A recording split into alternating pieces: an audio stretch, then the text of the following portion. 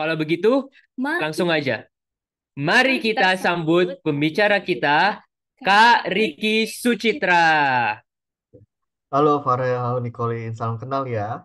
Dan selamat siang buat Halo. kita semua. Oke, selamat datang Kak di acara PP Imunes kali ini. Terima kasih, thank you, nice to be here ya teman-teman semua. Sebelum kita mulai, bolehkah Kak Riki memperkenalkan diri terlebih dahulu? Ya, sure, of course. Again, tadi perkenalannya, thank you banget. Jadi aku Ricky, I'm from PwC. As a Human Capital Strategy Leader, itu artinya apa sih? Artinya adalah aku di PwC Indonesia itu memimpin beberapa divisi uh, dalam human capital under strategi pilar. Di dalamnya itu ada perekrutan atau talent acquisition, ada employer branding, employee engagement, dan juga talent and impact atau talent performance lah ya. Itu kita lagi sibuk annual review, itu juga di saya, dan aku juga memegang beberapa aspek di dalam diversity and inclusion projects juga, gitu teman-teman. I'm leading a team of 16 saat ini dan melapor langsung ke director saat ini.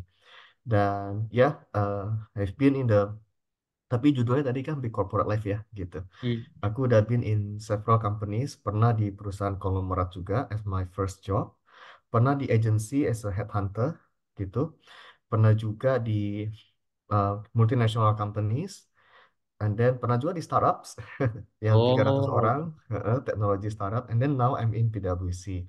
Jadi in several area yang sedikit berbeda-beda gitu ya. Nah, jadi hopefully I can give you some insights juga terkait sama bagaimana sih bekerja di corporate life and how you can benefit me in a personal way dan juga in professional way juga, teman-teman. Thank you, thank you. thank Oke, you. terima kasih banyak Kak Ricky atas perkenalan dirinya. Nah, selanjutnya nih ya Kak, boleh nggak sih Kak Ricky menceritakan sedikit tentang gimana sih pengalaman bekerja bersama PwC selama ini? Oke. Sure. I think sebelum ke sana ya, tujuan seminar atau acara ini kan adalah work-life crossroads, sehingga memberikan insight ya, Hmm. apakah corporate life atau entrepreneur path yang kalian mau take after the university, bener kan ya? Benar, Jadi, benar. I think we can set the groundnya dulu kali ya. Groundingnya adalah both itu semua baik adanya gitu. Mau teman-teman pilih corporate life ataupun entrepreneur, itu tidak ada yang lebih, tidak ada yang kurang. It's the same, cuma yang memang uh, jalan orang aja beda-beda gitu. Dan tidak ada yang salah akan itu, gitu kan ya. Dan juga dalam memilih entrepreneur ataupun corporate life, you can also still do a bit of both kan, gitu. Hmm. Kamu bisa jadi karyawan, tapi juga memiliki franchise business as a side hustle. Kalian bisa jadi investor juga at the same time, so kalian punya multiple stream of income. Jadi Hmm. nggak berpegang cuma gaji bulanan aja gitu kan. And there are some innovative ways to do so gitu. Nah, sama dengan entrepreneur gitu. Entrepreneur can also have a self-employed projects, kayak misalnya dia weekend jadi MC misalnya ya nih, dan lain sebagainya. So Hmm. it's a so many agile way and creative innovative ways zaman sekarang gitu ya, untuk kita bisa memiliki eh, pekerjaan yang disukai gitu, dan tidak kayak kotak-kotak kayak lu karyawan-karyawan atau enggak entrepreneur. No, it can be a bit of both, kayak combination ya. Aku kan bisa aja karyawan tapi di weekend aku kerjain Tokopedia aku misalnya, Hmm. aku jualan banyak barang misalnya, kan bisa aja kan. Nah, Yeah. dan lain sebagainya. So it's a dynamic world that you are living now. Gak kayak dulu ya. Kalau dulu kan benar-benar segregasinya clear banget, either karyawan atau entrepreneur. Tapi sekarang, if you can open our minds to it, and it's really apa ya, mind blowing lah untuk kita tahu bahwa ternyata kalau kita pinter-pinter enough tuh bisa kita gabung-gabungin kok, sambil melakukan apa yang kita suka dan jadi yang menjadi core-nya. Nah, yang core sekarang kan adalah either you are working in the corporate atau you are not working. Jadi kalian bekerja untuk diri sendiri, which is entrepreneur. Gitu kan, itu kan core-nya. Tapi sub core-nya, yang suplementalnya itu can be many ya, Hmm. can be a lot gitu. Nah, jadi if you ask me about how life working in PwC gitu ya, Hmm. I think konteksnya dulu kali ya.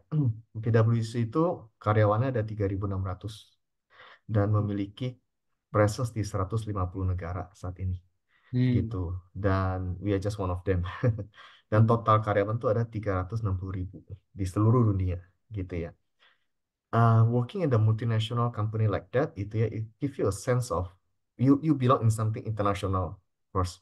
Dan juga klien-kliennya itu orang klien-klien besar ya, yang termasuk dalam Fortune 500, multinational companies yang ada di Indonesia, dan juga you're working with the brightest minds, ya pintar-pintar yang masuk, karena masuknya itu kan rada susah juga, quote unquote, karena ada tes-tesnya gitu ya, interviewnya. If you got in, is actually ya you are have a standard apa ya, enough standar lah ya untuk bisa berada di sana, dan when you are working together kalian bisa terkesima gitu, kalian working sama bareng-bareng sama teman-teman pintar to achieve something wonderful.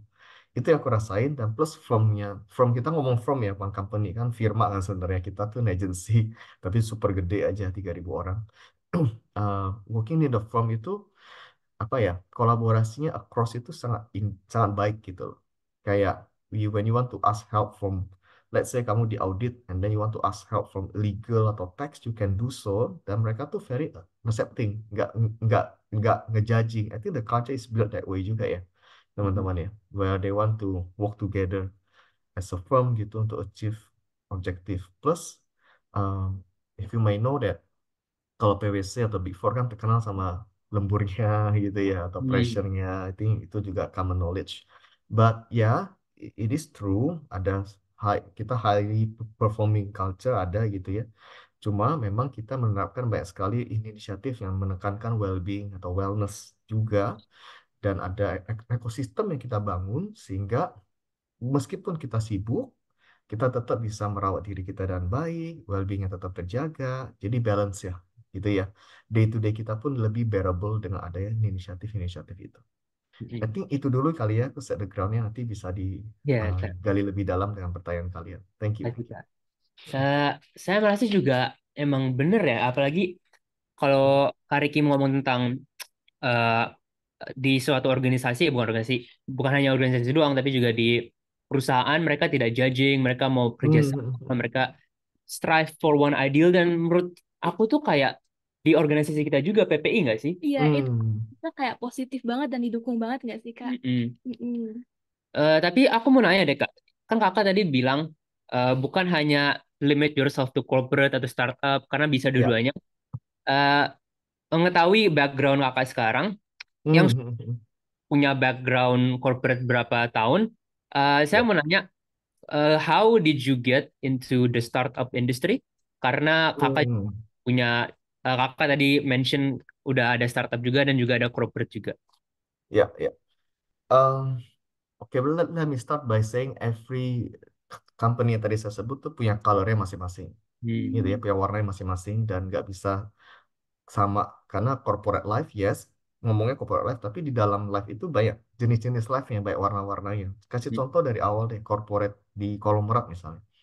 If you see in my LinkedIn, itu corporate-nya sekitar 2.000-an orang, dan yang punya batik keris di Indonesia. Yang punya itu satu ibu, dan ibu itu jadi ratunya kita semua. Jadi kata-kata dia itu udah jadi kayak firman buat kita semua. Dan kita harus lakuin gitu loh, ya kan? Itu konglomerat, karena itu company family business lah ya, bisa dibilang. Satu berbicara semua ikut. Dan jadi ada sebuah is ini is a good company ya. Don't get me wrong, ini is a good company. Kita strive for greatness, semuanya oke, culture-nya oke. Cuma memang uh, karena itu family company, ketika satu ngomong udah nggak ada yang bisa nyela deh, gitu ya, karena itu family. Tapi kalau if you talking about me when we are in the headhunter business gitu ya, ini was very small company, only 50 people. Um, Culture-nya totally berbeda karena itu multinasional. Jadi semuanya tuh ada konsensusnya, ada demokrasinya dikit gitu ya. Dan juga mereka tuh bekerjanya karena tuh masih anak-anak muda semua, 22 tahun sampai 20 sampai 30 lah, itu the majority-nya. Jadi nyambung ngomongnya dan punya color yang mirip-mirip. Kalau konglomerat tuh tua-tua semua. Saya dipanggil bapak loh. Padahal waktu itu saya masih umur 24. Dipanggil Pak Riki, Pak Riki. Kan sangat formal ya. Dan juga kalian pakai baju yang harus yang formal-formal gitu. Dan kalau di Headhunter enggak.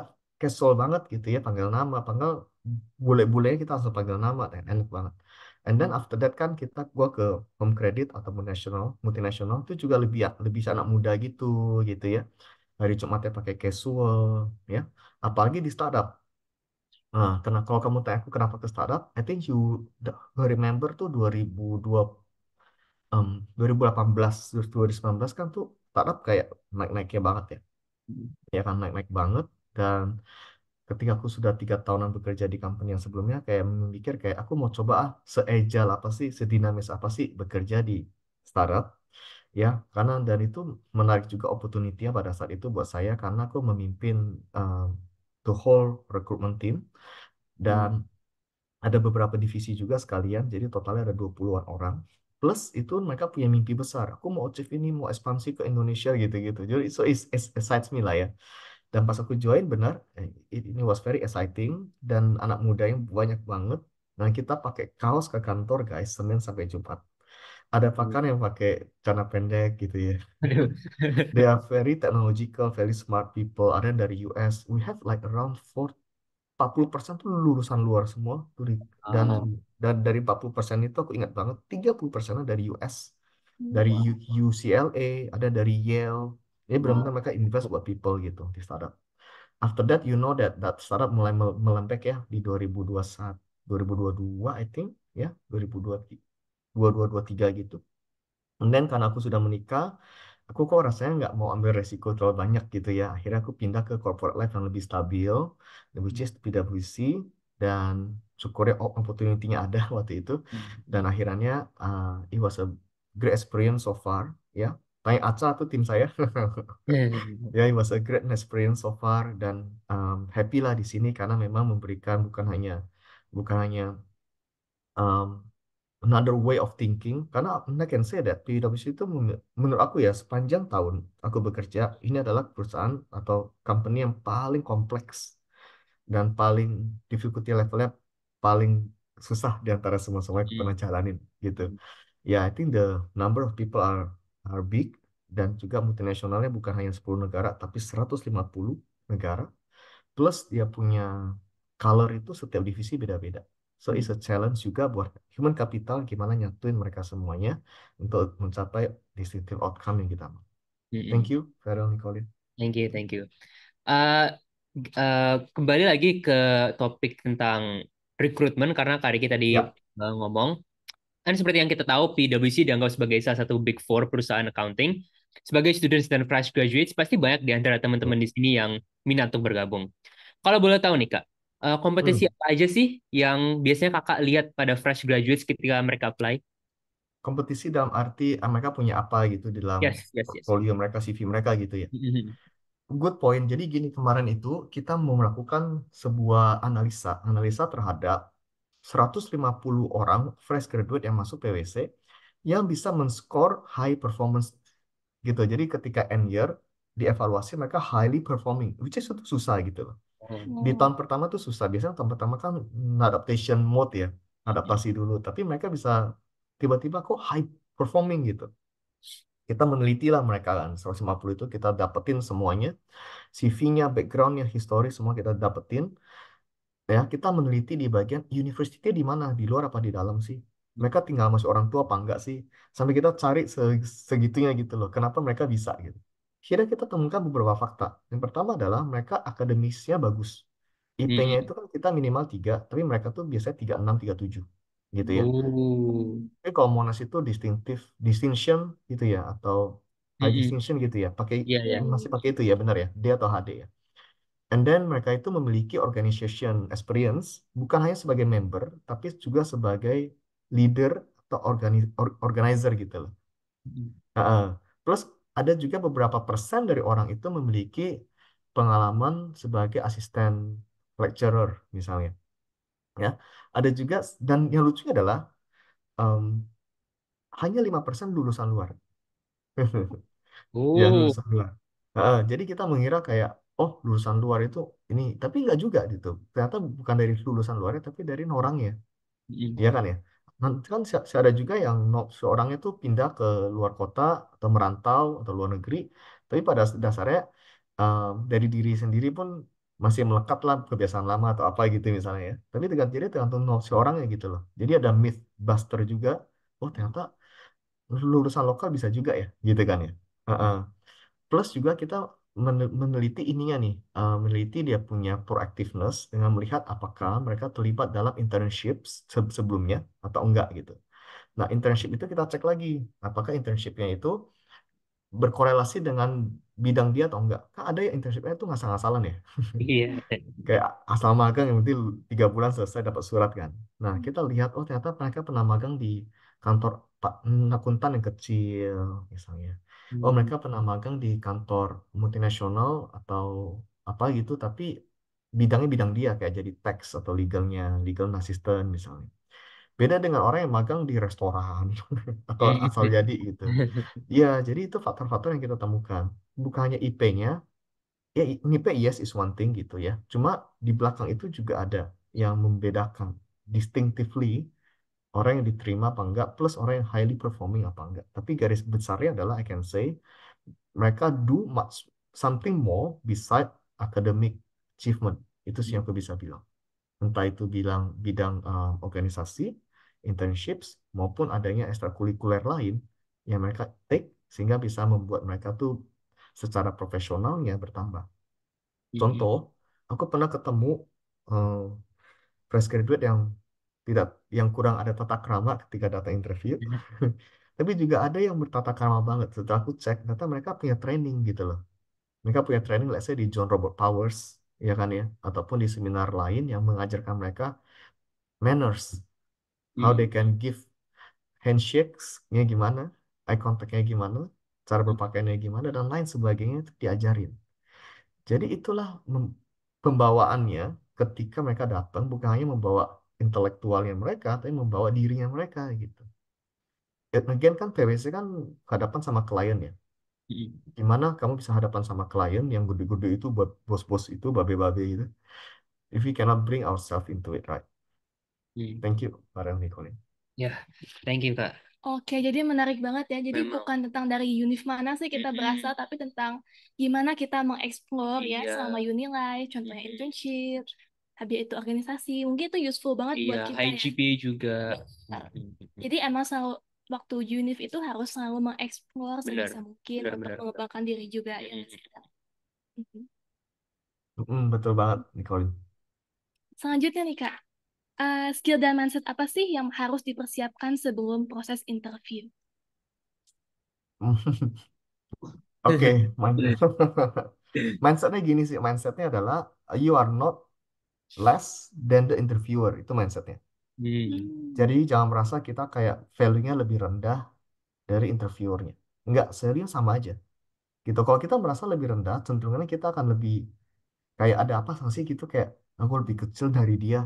The way we talk pun akan berbeda, ya kan? Ya? The way we enter the room pun akan berbeda, ya kan ya? Tapi if Benar. we see ourselves sama mereka tuh sama, kita sepantaran kok 1 derajat gitu. Nah, itu akan memberikan presence yang berbeda. Nih, kenapa I can say bahwa kalian nama interviewer atau company itu sama levelnya gini. Dari kacamata human capital, kita kan punya target buat achieve beberapa hiring, ya kan ya? Kayak gue harus hire ini dalam sekian bulan, kalau enggak bisnis akan terganggu, ya kan? Ya iyalah kalau kita kekurangan orang, berarti kan ada bisnisnya timpang kan, gitu. Nggak bisa di deliver as it should gitu. Dan kita punya kegrogian kita juga, ketika kita kirim orang, kita akan berdoa, orang itu adalah the one.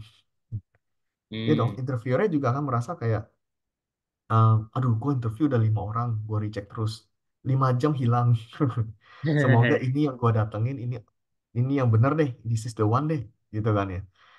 Itu dia ada groginya, karena kalau dia nggak hire orang, dia dimarahin loh sama atasannya, kenapa lu belum hire gitu. Plus bisnis atau project nggak bisa jalan loh kalau ini kursi nggak di fill.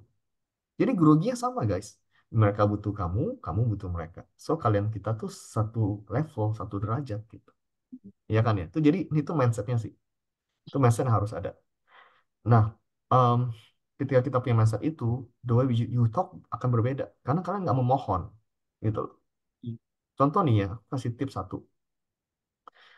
Em, ketika interview itu, sebenarnya itu ada dua ronde. Ronde pertama adalah they will ask you some questions to know if you are fit for the job or not, gitu kan ya. Ya, ya. Gitu kan, kalian ditanya-tanya kan, oh, kamu kerja di sini, jelaskan, how about, tell me about yourself lah, apalah gitu. And then it will go around 45 minutes, 1 jam. Ronde kedua sebenarnya ada teman-teman. Dan biasanya orang tuh nggak memperhatikan ronde kedua ini. Ronde kedua ini adalah ronde di mana ketika interviewernya bertanya, kamu ada question nggak buat buat saya? Gitu kan ya. Oh, ya ya ya. Ha, Nah, ha. the the the time mereka bertanya itu tuh meja udah berbalik guys. Kalian yang pegang kendali sekarang. Gitu. Kalian punya kendali untuk bertanya sama si interviewer, apakah company ini cocok buat kalian apa enggak? Mm-mm. Gitu. Kesalahan banyak orang adalah mereka nggak bertanya. Do you have any question? Enggak Pak, udah jelas. No, Mm. it's not enough gitu loh. Kamu harus bertanya, apakah company ini cocok buat kalian apa enggak? Kan gantian dong, iya kan ya? Kalian kan sudah, tadi kan sudah ditanya nih, cocok apa enggak saya di sini. Sekarang gue tanya, lu cocok nggak buat gue? Karena Mm. kita itu kan kerja sama mereka akan 8 jam, 10 jam per hari bahkan for few years ahead. You need to know if you are in the right place or not dong. Iya. Lo lulusan Monash lo. Sorry ya, gitu ya. Mm-mm. Aku mau tahu lu bagus apa enggak buat gue. Lu value Mm-mm. nggak buat gue? Lu jadi karir, lu kalau gua masuk sama lu, karir gua kebangun apa enggak? I need to Mm-mm. know. Ya enggak? Benar Itu sih. tuh value, value itu yang kalian kita harus punya. Nah, caranya gini, ketika mau bertanya itu, gitu ya, kalian kalian mau mau mau bertanya, I think Cak boleh nggak Cak share sekian aja sih Cak yang bagian tips interview Cak, yang interview hacks. Kalian aja ke masuk ke sana kali ya teman-teman ya. Farel, Boleh, boleh. Nicolin mau nggak? Ya, Boleh, boleh, boleh. boleh ya. Mm-mm. Nah, jadi kita tuh ada 5 interview hacks teman-teman.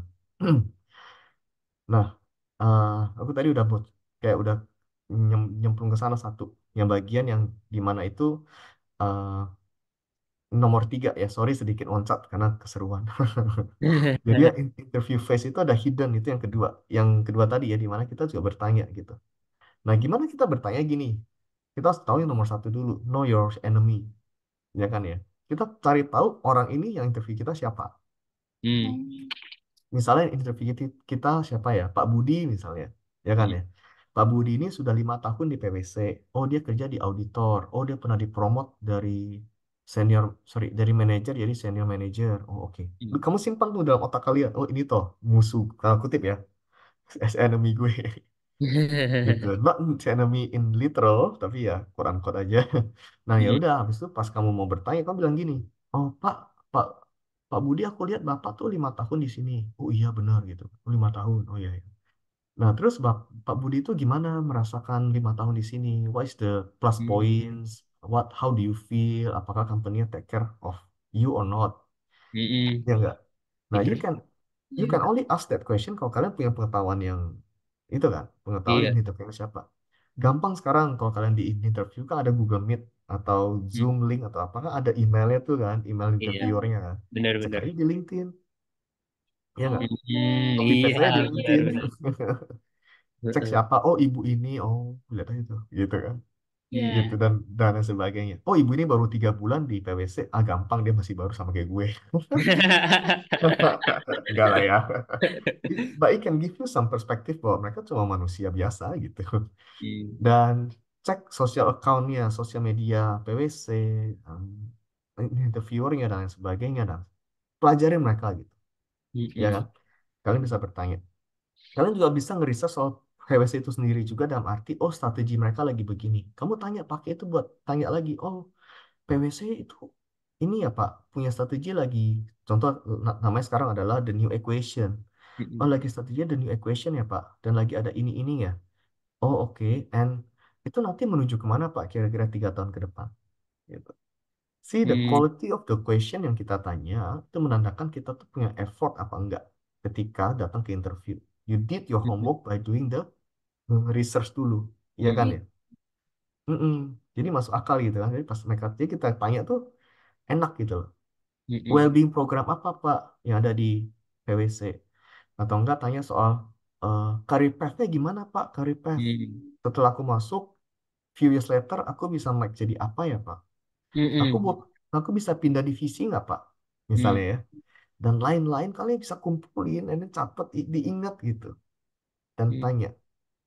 So, biarin overtime, overtime deh. Hmm. Sampai di-cut kayak, Pak, sorry aku harus, sampai di-cut sama mereka gitu kayak, oke thank you pertanyaan, tapi kita harus close dulu ya. Nah itu nggak apa-apa, biarin aja gitu. Mm-mm. Menandakan bahwa kalian tuh eager banget untuk Iya, iya. untuk Setuju. untuk untuk bertanya, dan ya they know that you did the homework. So Mm-mm. pastikan nomor tiga ini, the hidden interview phase, dimanfaatkan baik-baik banget Mm-mm. ya. Mm-mm. Again, kalian punya value, Mm. kalian assess mereka. Jadi terbalik gitu loh ya, Mm. assess mereka juga, because you are going to give your part of your life into that company. Mm-mm. Wha- Whatever it is lah ya, PwC atau dimanapun ya, you deserve a good place dengan value yang kalian punya. Mm. Oke, So kan. thank you. Berarti yang aku dapat tuh memang interview bukan hanya dari interviewer ke kandidat, tapi bisa juga kandidat ke interviewer. Karena Iya kita benar. exchange values, bukan hanya Benar. dari interviewer doang. Aku setuju banget sih. Dan juga mungkin ini salah satu kesalahan paling umum ya, waktu interview kita nggak mau nanya. Benar, benar. Padahal itu merupakan salah satu cara buat kita flexing gitu. Iya, Kalau kita udah done udah some riset. research, Saya tuh mau di sini. aku tuh pingin banget tuh Mm-mm, sih. mm-mm, mm-mm. Iya, iya, iya. Dan Menarik. bahkan nih kalau kalian jadi entrepreneur gitu ya, you want to hire your staff, Hmm. lihat aja mereka tanya apa enggak Oh, gitu, Oh, ya oh. kan. Kalau Mm-mm, coba posisikan diri kalian jadi entrepreneur, you want to hire manager buat restoran kalian perhaps gitu. Manajernya kalau datang cuma nggak tahu apa-apa, yang tim mau kerja, would you hire him or her? Gitu mm, kan. mm-mm. Tempatkan dari sisinya, kita balikan, kalau kalian jadi interviewernya, orangnya juga nggak ada pertanyaan, Pak, kapan saya bisa mulai, Pak? Ya, iya sih, lu bisa mulai kapan aja sih, cuma sampai kapan lu bertahan ya, kalau motivasi lu cuma ini doang. Gitu kan. So ya, Ngerti. ya, thank you, thank you. Thank you, Kak Ricky. Saya mau kembali tadi pertanyaan, soalnya Kak Ricky pernah tadi ngomong tentang mahasiswa yang tipenya hanya fokus GPA atau organisasi. Jadi, sebagai fresh graduate, pasti ada tipe mahasiswa yang hanya mengincar nilai akademik dan berhasil mendapatkan GPA yang tinggi kan. Tapi ada juga pasti mahasiswa yang GPA-nya pas-pasan tapi aktif berorganisasi. Jadi kita mau nanya nih, dari sudut pandang HR, penting nggak sih Hmm, berorganisasi selama masa kuliah seperti kita sekarang PPI? Dan ya, kualitas manakah yang lebih prioritaskan seorang HR? ya, I think balance dia dari dua-duanya ya. Hmm. Dua-duanya harus balance. Makanya minimum GPA kita tuh tiga. Tiga tuh sebenarnya nggak tahu susah buat di achieve toh, gitu Hmm. kan ya. Hmm. Uh, tapi at least tiga plus organization itu penting. I would say pentingnya sama pentingnya, gitu ya. Nah, aku kasih gambaran nih. Hmm. If you want to work with 3.600 orang, nggak usah lah sebanyak itulah. Tim kalian sendiri tuh ada belasan, 20 gitu ya. Kalau kalian nggak pernah organisasi, eh, akan kesulitan awal-awalnya, which is you can catch up, tapi PR lebih banyak aja gitu. Hmm. Eh, Hmm. tapi akan lebih susah untuk kolaborasinya, brainstorming sessionnya, bahkan meeting, ketika meeting bareng gitu ya. Hmm. Kalau kalian nggak pernah meeting di organisasi sebelumnya, it can be a bit hard, ya kan? Hmm. Hmm. Gimana nih gue nempatin diri, gimana gue raise hands untuk tanya, atau gimana gue bisa share my ideas, ya kan ya. That kind of soft skill, communication skill itu penting loh, ya kan. Benar. Dan gimana cara ngomong ke atasan dan lain sebagainya, gimana cara gue propose budget, itu kan organisasi semua. Nah, Hmm. organisasi gini nih, organisasi nggak harus di university banget ya guys. Hmm. Can be outside university, kayak contoh kalian pernah jadi volunteer di Hmm. certain Hmm. foundations gitu, atau pernah di gereja kalian atau tempat ibadah lain kalian gitu misalnya ya, itu sama aja volunteering juga, Iya, ya benar-benar. kan.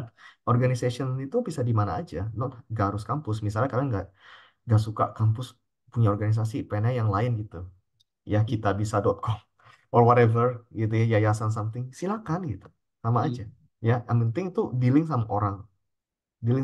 Aku kasih contoh gini teman-teman. Ah, bayangin kita punya dokter. Dokter kita itu canggih banget, pinter banget, akurat banget. Kalau kita datang ke dia pasti sembuh. Resepnya tepat. Tapi dia nyebelin banget. Kontaknya susah, Iya, iya. mukanya bikin kita kayak mau sakit lagi. Kayak males gitu. Gua cuma mau ke dia kalau gua benar-benar sakit mau mati deh, baru gua ke dia deh. Tapi juga ada di sisi lain dokter yang baik banget, lembut, chat kalian dibales gitu ya. Tapi kalian nggak sembuh-sembuh sama dia. Waduh. Waduh. Salah terus obatnya, aduh salah, sorry ya gitu ya. Iya, iya. Terus baik gitu, tapi baik banget gitu ya. Kabilin kalian coklat kadang-kadang gitu. Tapi nggak sembuh gitu. Bingung kan? Mau Mm-mm. kemana? Nah, alangkah indahnya kalau kita punya dua-duanya nggak sih? Gitu. Kalian Hmm, pintar inteleknya, tapi social skill pun juga penting kan. Organization skill benar-benar. juga penting kan. Ya kan, karena one day or another, one way or another bakal kena roadblock juga if you don't have the balance of these two. Mm-mm. Contoh, kan nggak mungkin jadi associate terus kan di Mm-mm. PwC. Pasti jadi manager dong one day. Mm-mm. Manager kan leading orang, Mm-mm. ya kan? Kena Mm-mm. juga sama people skill, social skill kan kena juga gitu. Mm-mm. If Iya. you don't learn from now, one day kebentur deh. Entrepreneurship kan juga dealing sama orang, apalagi entrepreneur. Kalian Mm-mm. dealing dengan investor, dengan karyawan, gitu kan, dengan customer, lebih parah lagi. Ya, pinter sih pinter, tapi jangan nyebelin juga. Orang don't want to work with you kan, gitu. Gitu sih kira-kira. Thank you. Mm-mm. Thank you, Kak Ricky. Thank you. Berarti emang organisasi dan GPA dulunya penting. Tapi yang paling penting tuh, kata aku tuh balance di antara keduanya. Itu adalah skill sendiri. Iya nggak sih, Nicole? Kalau aku jujur sendiri tuh, aku senang banget sih bisa bergabung di PPI. Aku kayak Mm-mm. belajar banyak hal nggak sih Ya, dalam di sini. Eh, Kayak Kak Ricky bilang, organisasi itu bisa pelatih komunikasi. Benar. Hmm. Jadi kita juga bisa lebih terbuka ya sama Mm-mm. grup kita, gimana kita berkomunikasi tentang suatu masalah gitu kan. Karena kalau di organisasi itu kan kita banyak event-event ya. Benar-benar. Mungkin kadang-kadang ada yang salah, gimana kita harus komunikasinya yang baik gitu ya. Gak boleh kayak terlalu nada tinggi atau Iya, gimana, iya nggak benar-benar, sih? benar-benar. Kata aku itu penting banget di dunia korporat juga ya nggak sih Iya. Kak Reki? Dan kata Kak Ricky juga, di dunia korporat tuh semua divisi punya colornya mereka sendiri. Nah, Iya, kata aku di PPI dan organisasi yang lain-lain tuh sama sama, juga. iya. Iya. hmm, Itu bisa harus harus bisa koneksi dengan satu sama lain. Learn how to work together. Harus fleksibel juga ya Iya, kita. benar-benar benar. Nih, aku mau nanya lagi nih Kak. Pasti di organisasi atau korporat, networking di dunia profesional tuh sangat penting kan? Menurut ya. Kakak, strategi networking apa saja sih yang efektif dan tidak terkesan oportunistik hanya untuk menguntungkan diri sendiri? Hmm, hmm. Networking tuh kudu gini, namanya juga networking tuh investasi jangka panjang. Hmm. Itu yang mindset yang kita kudu punya ya. Jadi nggak kita networking besok dia panggil kita buat kerja sama dia nggak juga gitu. Atau enggak kita networking besok dia beli produknya kita kalau kita entrepreneur ya nggak juga. Networking itu jangka panjang. Kayak beli reksadana tapi tumbuhnya cuma 2% setahun kira-kira gitu. Lama banget. Tapi one day itu berbuah gitu kan ya. Nah, jadi masa itu kalau kita terkesan oportunistik, hanya terkesan oportunistik kalau kita mau hasil cepat. Mm-mm. Ya kan kayak orang merasa kayak oportunistik banget kayak baru kenal bentar udah ngapain gitu. Itu kan maksudnya kan. Jadi Iya, iya. intention kalian tuh kudu pure, kudu humble, just ya sebar aja nama itu kan, kutukan kartu nama, say hi, and then ikut lagi another event, doing the same thing, another event doing the same thing. Dunia sempit, pasti ketemu lagi deh sama dia. Apalagi di bidang yang di industri yang sama gitu. Orang human capital ketemu-ketemu lagi aja gitu, beda lagi, Iya, ya kan. Makanya kalau kita punya nama jelek, kena ya semuanya, semuanya langsung tahu gitu. benar-benar. Eh, Oke, itu kan mindsetnya ya, mentalitasnya. Tapi way to do it-nya gimana? Em, Pertama, networking event yang diadakan oleh kampus pasti ada ya, kampus. Plus, if you come back to Indo, kalau kalian mau balik Indo untuk kerja, eh, banyak acara kan ya di Indo ya, kayak Iya. entrepreneur communities atau apa gitu. Join aja, ikutan ketika kalian balik Indo. Aku waktu itu pas balik Indo, liburan sama kayak kalian itu 3 bulan gitu ya. Dulu kan zaman-zaman belum ada Instagram kayak gimana gitu kan. Iya. Ikut ketahuan nomornya. Jadi di Gram di Gramedia itu banyak poster-poster seminar ini, seminar itu, apa gitu. Seminar apa ya, communication, seminar leadership gitu kan oleh siapa lah gitu. Ya udah aku ikut-ikut aja. Kan di sana kan ada kelas-kelas dong. Iya. Ya kan ada meja-meja kan. Nah, Hmm. kenalan deh di sana. Gitu. Oh. Kenalan di sana dan biasanya orangnya keren-keren di sana gitu kan. Orang yang mau ikut communication skill kan apa sih, mereka kan pasti punya drive kan, mereka orang-orang yang punya motivasi, and you can be in with that, with with with them gitu loh, and kenalan ya kan, kenalan ikut lagi. Gini, if you want to go extra miles, aku punya orang yang benar-benar memanfaatkan LinkedIn gitu ya. Di LinkedIn itu tuh you can have um, opportunity to network sampai ke arah contoh minta ketemu sama orang. Contoh nih, if you see someone yang benar-benar kalian admire dan want to be like him or her, kalian bisa chat lewat message gitu ya. Bilang aja kalau kenalin diri and bilang ke mereka bahwa aku tertarik nih belum belajar dari kamu gitu ya. Do you have any others? Kamu lagi berbicara nggak di tempat lain atau apa yang aku bisa datengin gitu misalnya. Mm-mm. Oh ya, kalau nggak ada ya, kadang nih temen aku nih, which is hebat juga dia gitu ya, ajak ketemu gitu, Oh. ajak ketemu. Jadi dia balik Indo, dia ngajak ketemu gitu, dan orangnya mau lagi, orangnya mau dan mereka ngafe bareng around 1-2 jam gitu ya. Jadi sedikit nekat itu nggak apa-apa gitu, untuk ketok kenalan. Tapi ingat ya, mentalnya bukan meminta, tapi ingin belajar. Hmm. Hmm. Ingin belajar aja. Aku mau belajar dari kamu Pak gitu ya, dari kamu Bu misalnya. Itu aja, jangan minta, Pak, ah, Bapak mau ini nggak, mau beli ini nggak? Ah, jangan. Bapak butuh orang nggak? Jangan, gitu ya. Itu hilangkannya jauh-jauh. Tapi tujuannya adalah mau belajar. Thank you ya Farel Nikolin. Thank you, thank you, Oke, thank you. ternyata networking itu luas banget ya, bisa Benar. dari mana aja ya, Rel. Setuju, Apalagi setuju. di era digital sekarang, seperti yang Kak Riki bilang, banyak seminar-seminar. Iya. Nggak Kita usah harus bisa, Instagram juga. Bisa dari benar, Gramedia. benar. Oh gini gini, nah, ada satu lagi nih lucu nih. Temen aku kan punya mobil, mobilnya nggak canggih-canggih banget sebenarnya. Honda Honda Jazz doang gitu. Oke, oke. Tapi kan setiap Honda lagi, setiap mobil-mobil itu ada komunitasnya ya. Iya. Mm-mm. Komunitas Honda Jazz Jakarta Barat lah, apalah gitu kan.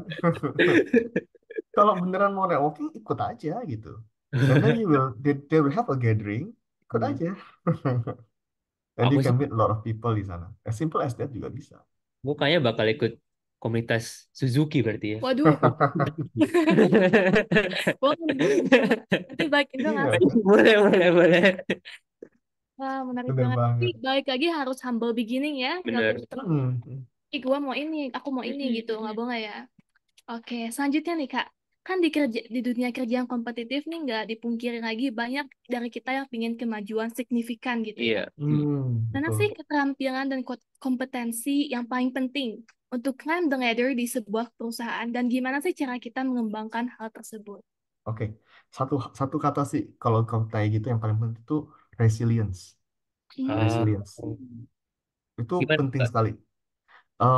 Resilience itu kan bicara soal ketahanan ya, Iya. ketahanan kita dalam menghadapi pressure kan. Gitu. Pressure sekarang tuh beda dengan dulu-dulu. Dulu-dulu kayak dengan teknologi yang nggak seperti sekarang, kompleksitas problem nggak seperti sekarang, pressure-nya nggak segimana. Tapi generasi makin generasi, pressure-nya makin aneh, gitu kan ya. Kalian face dengan pressure bukan hanya dari kerjaan, tapi dari pribadi juga gitu. Ada Hmm. tekanan dari seorang tua misalnya, sandwich generations, ya kan ya. Eh, eh, Terus kerjaan pula gitu. If you work in PwC, pressure-nya juga lumayan besar, Ya, gitu pasti ya. kan. Dan nggak hanya PwC lah ya, in general lah ya, pressure-nya juga akan makin besar, gitu. Hmm. Besarnya tuh gini loh, sampai em, di titik di mana tuh kalian bisa diomelin dengan kata-kata yang I would say direct ya. Ya, Hmm. apalagi dengan company yang mengutamakan adanya feedback. Kita punya namanya coaching ecosystem, di mana kita mengutamakan feedback 360 dari atas peer dan juga dari downwardnya kita, dari Hmm. bawahnya kita. Jadi feedbacknya itu bisa konstruktif, tapi juga ada yang langsung direct gitu.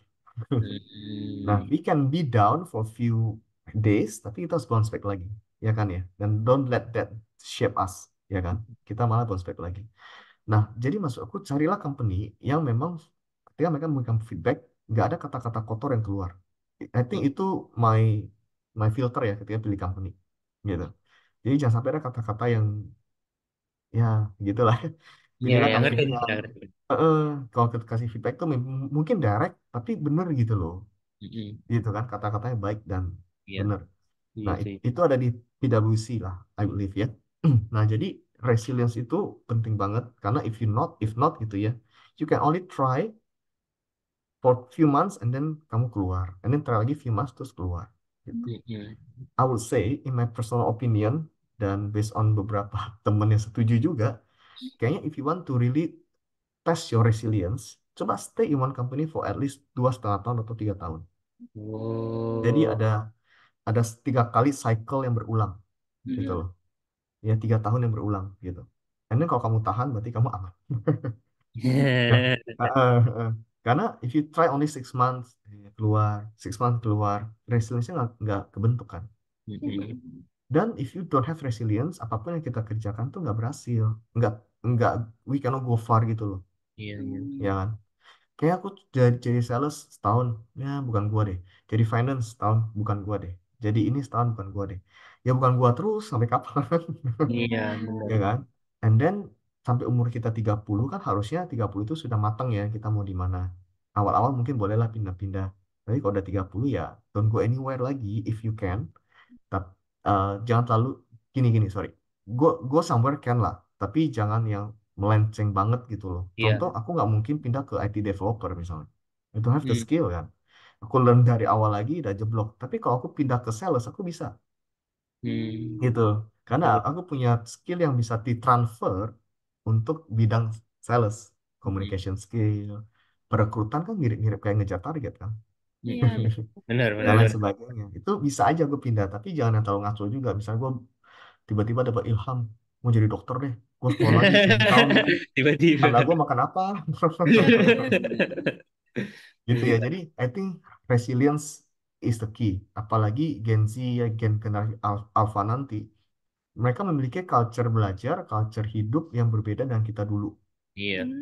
Dulu Pasti. nonton Doraemon cuma bisa hari Minggu, hari Minggu jam 8 pagi. Ya, Benar. sekarang kamu nonton Doraemon di YouTube bisa. Mau Mm-mm. 100 episode sekali duduk pun bisa. Ya kan ya? If you Benar, don't have benar. to. Dulu kita dilatih resilience. Ini jadi Iya. iklan dikit. Gue harus nunggu seminggu untuk bisa nonton Doraemon yang setengah jam itu pun dipotong iklan so clean gitu ya. Nah, sekarang kalian bisa nggak nahan gitu? Tahan, tahan, nggak ada apa gratifikasi yang instan, ya kan Mm-mm. ya? Nggak ada proses yang instan, karir tiba-tiba nggak jadi direktur instan. Tahan itu susah gitu sekarang karena semuanya serba instan, ya kan? Mau apapun tinggal chat GPT selesai, Iya. gitu. Benar. Dulu aja kita harus ke library cari buku. Nah, jadi perbedaan kultur inilah membuat resiliensi jadi berkurang. Yang Mm-mm. kita juga ngalamin di beberapa kasus di anak-anak Gen Z dulu kemarin ini ya. Ini few 1 2 years ago kita ngalamin adanya penurunan performa yang cukup signifikan lah gitu loh dari Mm. anak-anak Gen Z yang kita hire. Padahal lulus-lulus aja secara tes interview lulus. Tapi kok nggak tahan ya mereka gitu loh. Jadi ternyata balik-balik lagi ke kata tadi, resiliensi. Mm-mm. Thank you, Farel Nicole. Thank you, thank you. Oke. Berarti tuh climb the ladder, kata aku tuh bukan hanya butuh, oh ya aku mau get to the next level, tapi hanya butuh your personality, your Benar action, banget. your way of life gitu.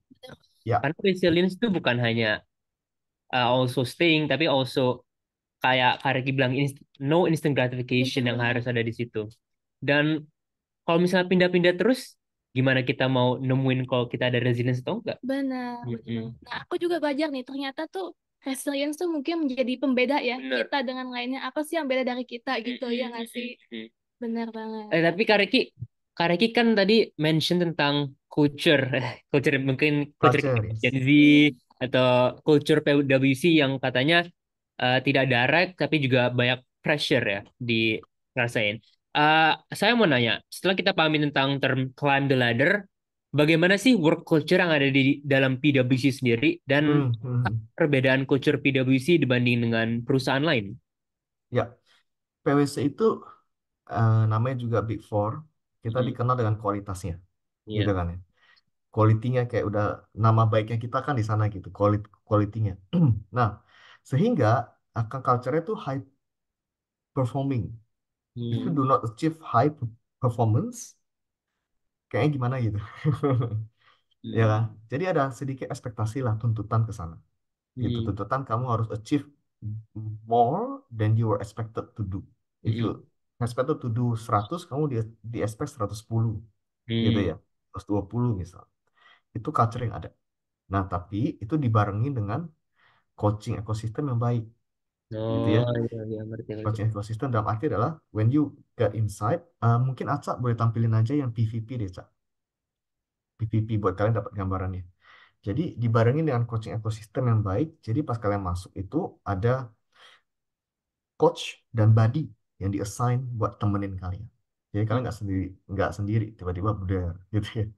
Nah, PwC juga dibarengin dengan teknologi. Kalau kita lihat yang di slide ini, sebelah kiri itu ada inovasi.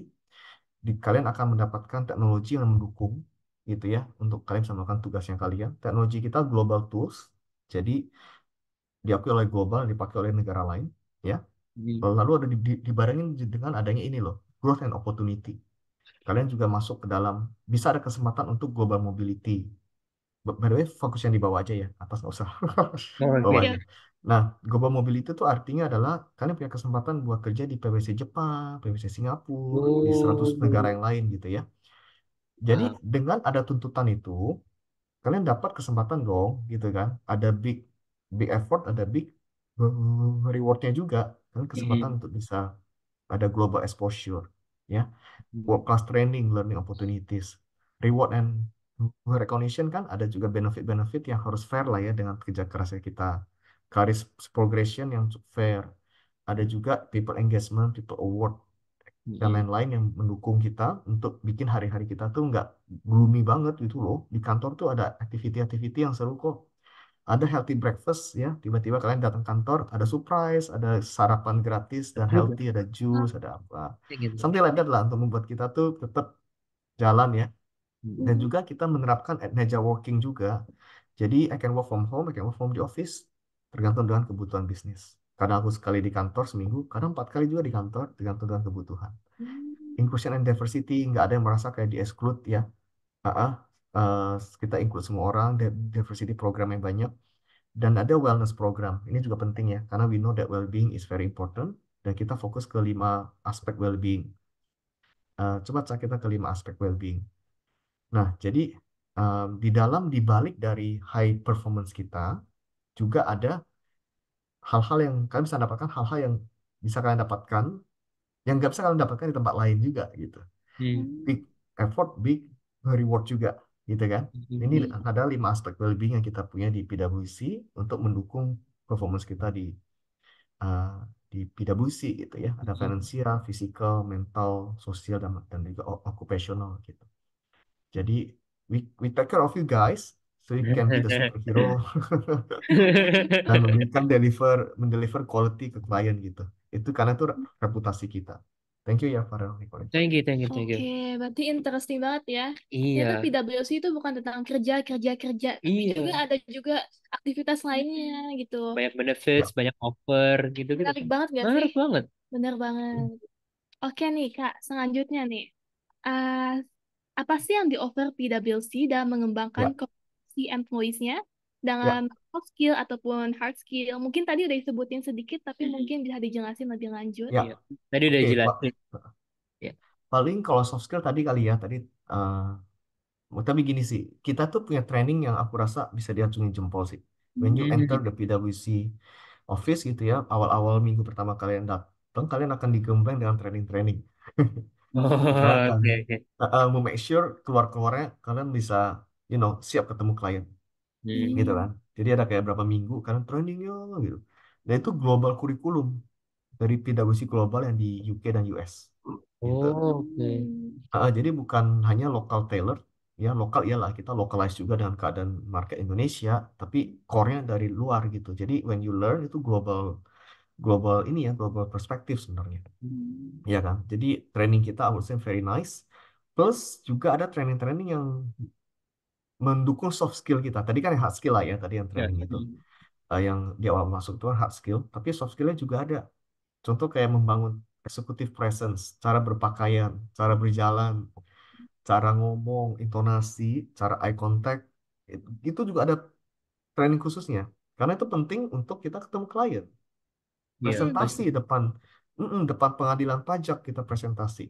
Memberikan opini profesional auditor, kita kan harus punya presence-nya dong. Di PwC gitu loh, when you walk into the room, you know that this guy is from PwC. Itu ada trainingnya juga. Saya bahkan pernah training dia jalan, kita pakai buku di atas kepala. Waduh. And then, Waduh, wow. iya, and then kita jalan itu kenapa? Ternyata jalan itu ada wibawanya. Dia Oh. dia tuh kasih contoh Barack Obama. Hmm. When you guys see him walk, dia tuh walknya tuh nggak cepat dan nggak lambat, tapi very very strong gitu. Hmm. Langkah-langkahnya dan kepala itu tegak, ya kan ya, nggak yang menyek-menyek ini nih, tapi tegak Hmm. gitu. Mm-mm. Jadi kita dikasih buku di atas kepala, ini kita jalan. Nah, Mm. kira-kira kayak gitu jalan ya dia bilang. Wah, keren Jadi juga. yes, the development is there, baik banget trainingnya, dan bahkan ada namanya tuh badges, badges pin ya, badge ya, gitu ya. Jadi ada 4 badges, kayak if you learn this material for a few hours, kamu dapat badges yang kalian bisa put di LinkedIn, put di CV gitu, ya. PwC badges namanya. Gitu Hmm. sih. Semoga menjawab. Nah, Wah, keren sekali ya. keren banget. Emang training-trainingnya itu bukan hanya seminar doang gitu, Iya, dia bener taruh buku di ribet tata kepala. krama. Iya, tata krama juga, keren juga. Sekarang kan kita udah tahu nih Kak, pasti keterampilan diri di PwC itu pasti sangat penting kan. Aku mau Ya. nanya tentang sekarang termnya self image. Jadi bagaimana sih Hmm. caranya kita menangani situasi di mana self image kita atau seseorang terpengaruh secara negatif oleh persepsi orang lain atau kesalahan dalam kerja? Apakah ada langkah-langkah yang dapat diambil untuk memperbaiki self image dalam Hmm. situasi tersebut? Misalnya ada project, namun kita Ya. malu untuk bertanya. Kemudian kinerja kita terkesan tidak terlalu oke. Jadi gimana Hmm. caranya kita mengubah mindset orang lain terhadap kita? Wow, oke. Big question. Karena I think gambar diri itu core ya. Benar-benar. Gambar diri itu core. Kalau gambar diri yang rusak ya, perbuatan kita, kebiasaan kita, cara ngomong kita pun nggak akan baik gitu. Hmm. Jadi itu kayak um, ibarat tuh apa ya? Si Iron Man punya arc itu loh, reaktornya itu ya. Iya, Gambar iya, iya. reaktornya jelek, udah semua jelek deh. Iya, Nah, iya. jadi um, tuh gini, masalah si anak muda sekarang tuh cuma dua sih. Jati diri, ya kan ya. Iya. Sorry, tujuan hidup dan Hmm. juga pasangan hidup. Oh, Aduh. Nah, tujuan hidup ini berbicara soal gambar diri, gitu kan. Nah, mereka bingung mau kemana karena nggak tahu mereka di mana, gitu. Hmm. hmm. Em, jadi itu dulu yang kudu ada. Gambar diri kan sekarang ini di zaman kuliah teman-teman adalah tempat kita mencari gambar diri, ya kan ya. Dengan adanya organisasi ini, PPI dan sebagainya, itu mencari gambar diri. Nah, gambar diri itu adalah sebuah is who you are sebenarnya kan.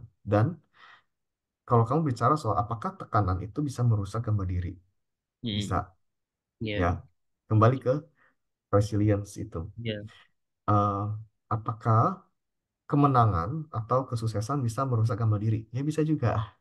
Pernah Hmm. kan ya lihat teman yang berubah karena dia sukses, ya Hmm. kan? Pernah juga lihat teman yang berubah kalau dia gagal, ya. Tapi ada juga yang teman gagal maupun berhasil, tapi dia tetap apa adanya dan orang yang sama. Pernah juga kan kayak gitu. Nah, Iya. itulah perumpamaannya sih kayak gitu ya. Jadi kita jadi si orang yang ketiga itu. Nah, eh, I think image yang kita perlu adalah tadi aku kayak udah sempat slip-slipin, yaitu kita memiliki value-nya. Jangan Iya. merasa kita lebih rendah dari orang lain. Kita sama kok, ya. Kalian kalau punya value itu aja, kalian presentasi sama gitu. Hmm. Kalian punya presence yang berbeda. Hmm. Dan yang kedua adalah self image yang selain yang pertama kan value ya. Kalian mau value diri kalian Hmm. itu tinggi. Itu yang pertama. Yang kedua adalah gambar diri yang kalian kudu punya adalah uh, there is no one that can shape me selain gue sendiri gitu. Hmm. Benar, benar, benar. Ya, Setuju. jadi kalau aku berubah tuh karena keputusan aku, ya. Hmm. Jadi nggak ada si atasan aku, klien aku, ataupun siapalah yang ngomongnya apa yang akan merubah aku kalau aku tidak mengizinkannya, ya kan? Hmm. Jadi you can take tes semacam MBTI, tes DISC, tes apa semuanya kalian tes gitu. Itu hanya memberikan clue terhadap gambar diri atau personality kalian. Tapi yang membuat kalian berubah ya diri kalian sendiri. Yang mengizinkan berubah adalah diri kalian sendiri. I am very introverted, teman-teman. Very Hmm. introvert. Interview pertama aku, pekerjaan pertama aku nggak keluar dari mobil setengah jam karena keringat dingin di tangan. Iya, keringat dingin di tangan, aku nggak bisa keluar. Dan itu happens lah ya, berapa lama.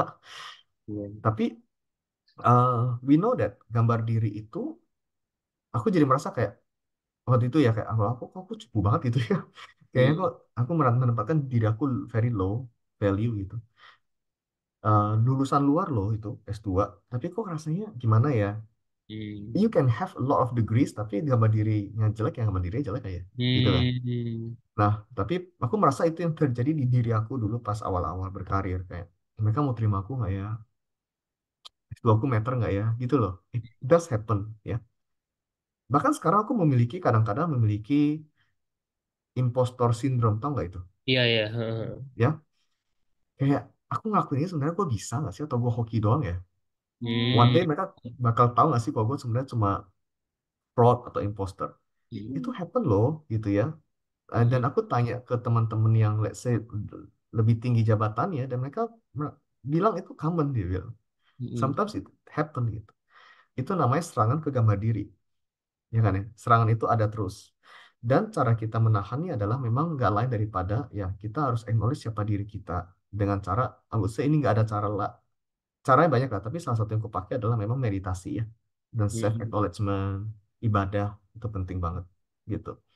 Hmm. Dan juga uh, make sure nggak dengerin banyak sosial media kata orang lain Iya, ya. iya, Iya, iya. Ngerti, ngerti, Ya ngerti. itu kayak 25 tahun harus punya 100 juta, enggak kok. Ada kan gitu-gitu ya. Ada yang bilang karyawan nggak bisa kaya, bisa kok kaya gitu kan. Ya jadi challenge challenge gini, challenge aja opini-opini seperti itu. Hmm. Jangan sampai kita dibentuk. Challenge aja bisa kok. Oh, gitu ya Hmm. atau enggak, masa sih kayak gitu, aku mau cek di Hmm. penelitian akan kalian kan banyak melakukan paper pastinya, kalian bisa Iya. iya. melakukan research, pakailah critical thinking itu gitu loh, challenge aja, masa sih bilang gitu, enggak gitu. Coba Hmm. menjawab ya Farel, Iya. Niko.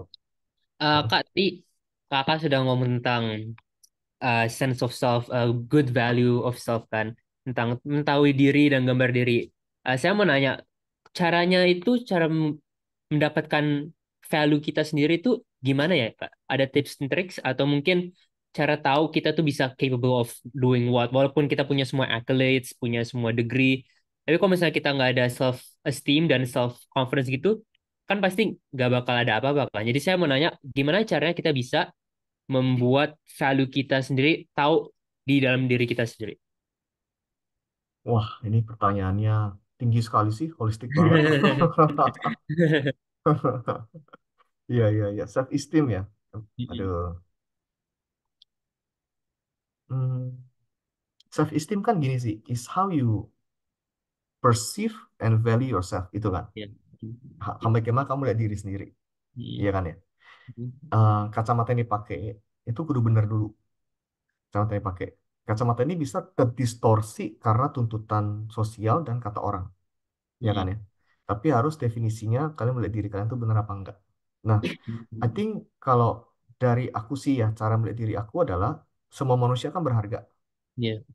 Semua manusia itu punya skill yang masing-masing, tujuannya masing-masing. Benar ya? Setiap manusia itu punya kelemahan dan kekuatannya masing-masing.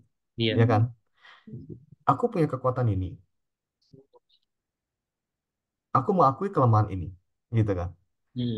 Aku mau punya kelemahan, kekuatan ini aku lihat dari mana? Dari the way I did some successes in the past, dari the way I do some new things tapi bisa gitu kan ya.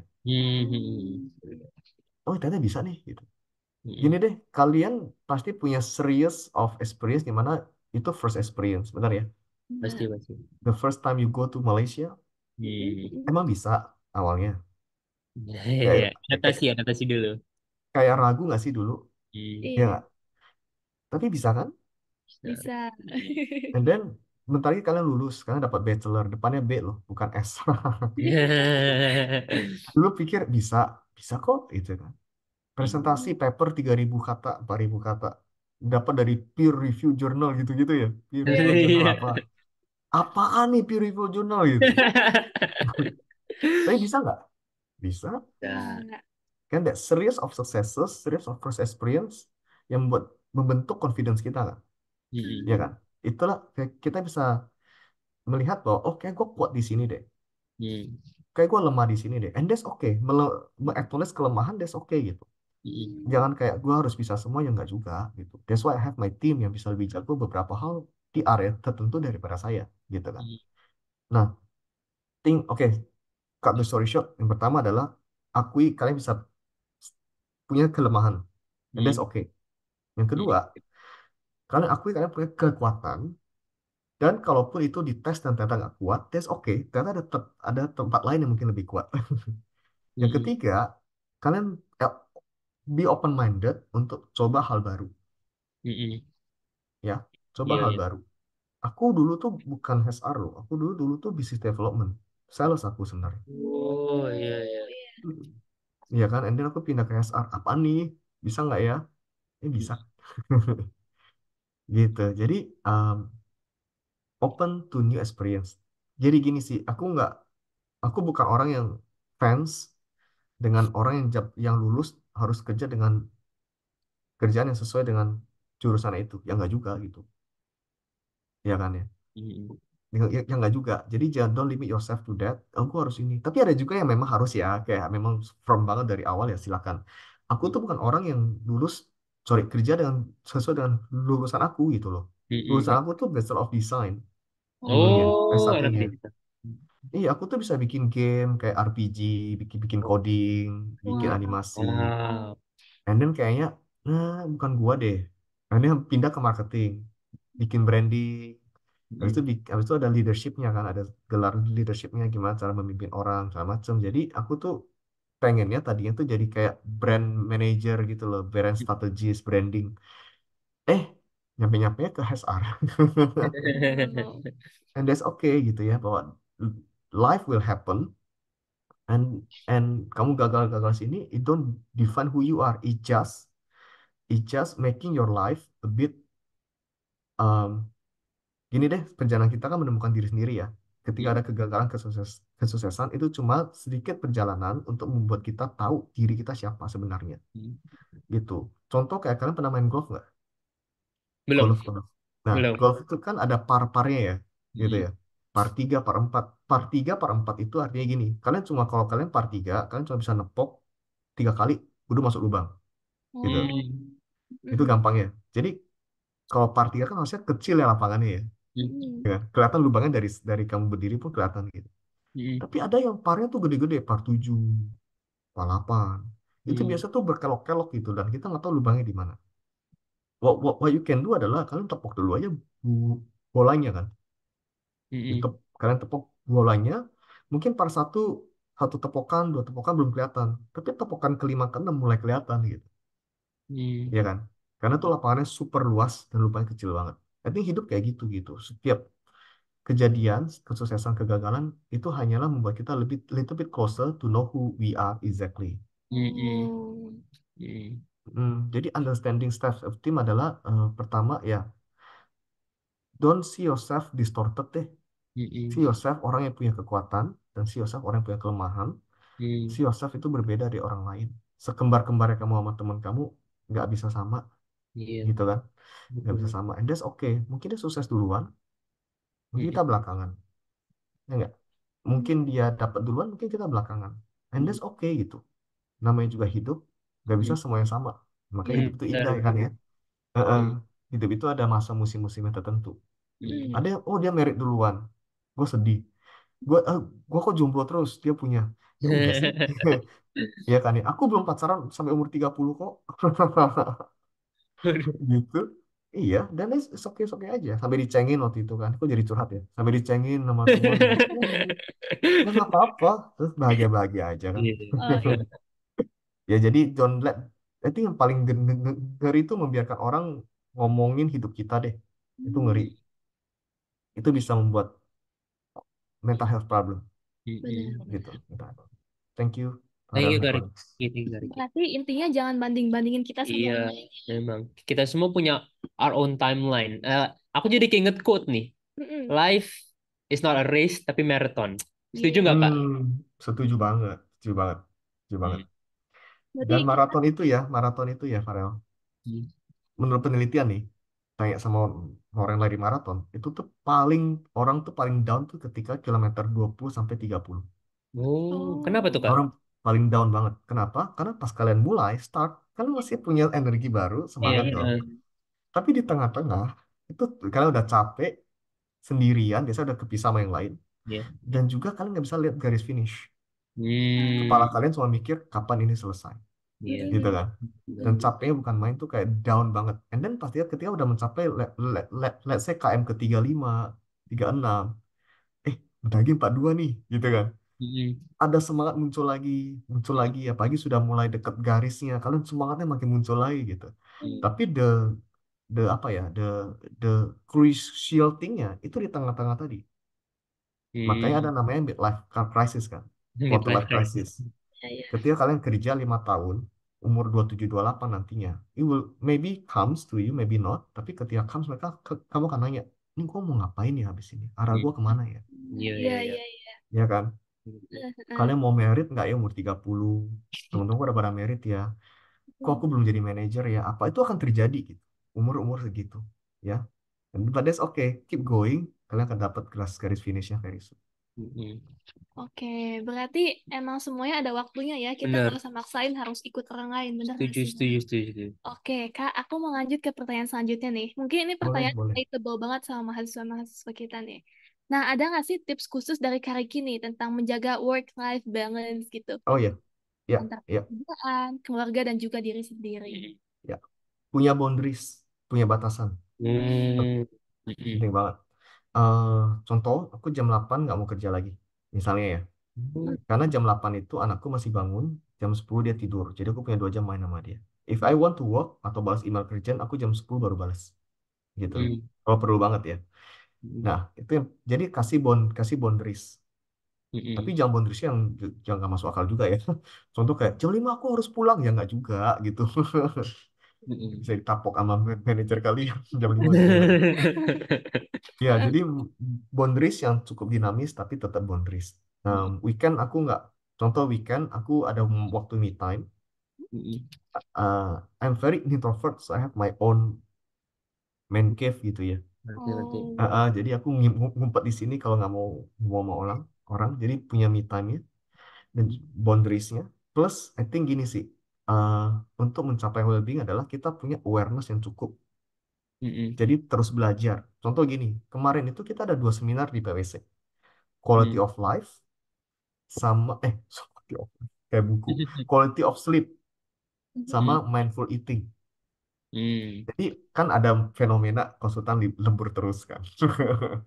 Jadi gimana caranya membuat kita tuh tetap bisa makan sehat dalam kesibukan kita dan tetap bisa tidur nyenyak tanpa Hmm. mikirin.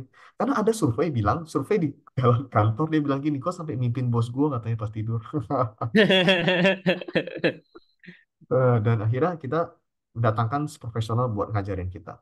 Dan Hmm. kedua orang itu bilang hal yang sama. Dia bilang gini, "Eh, kalau kalian sibuk, nggak apa-apa. Jangan tinggalkan kesibukan itu Hmm. untuk hal ini gitu. Tapi integrasikanlah hidup sehat, tidur sehat ke dalam kesibukan kalian. Dan tidak Hmm. mustahil dia bilang. Jadi Hmm. jangan ada pikiran kayak, oh konsultan kayak nggak bisa dapat quality of life deh. Gua keluar aja lah. Gue kayak mau jadi petani aja di jadi main harvest moon aja buat dapat quality of life. Enggak juga, kita bisa integrasikan. Contoh, kata dia, ada kok tips and trick makan sehat ketika kalian lembur. Di Hmm. tengah-tengah ada Ikut dia sendiri cemilan-cemilan ya, yang Bro. sehat. Gitu kan. Ada juga cara tidur, ada tips-triknya untuk cara tidur yang berkualitas meskipun cuma let's say cuma 6 jam atau 5 jam. Hmm. Ada namanya power nap di tengah-tengah hari, ya kan? Hmm. Ada namanya Ya. meditasi sebelum tidur dan lain sebagainya. Itu ada tipsnya. Jadi makin kita sibuk produktif, tingkatkan awareness kita, bukannya menghindar gitu. Tingkatkan awareness kita dan knowledge kita. Itulah cara kita membangun well-being sih. Jadi boundaries, um, ya kan ya, setting boundaries dan juga memiliki pengetahuan dan knowledge yang cukup. hmm. Thank you.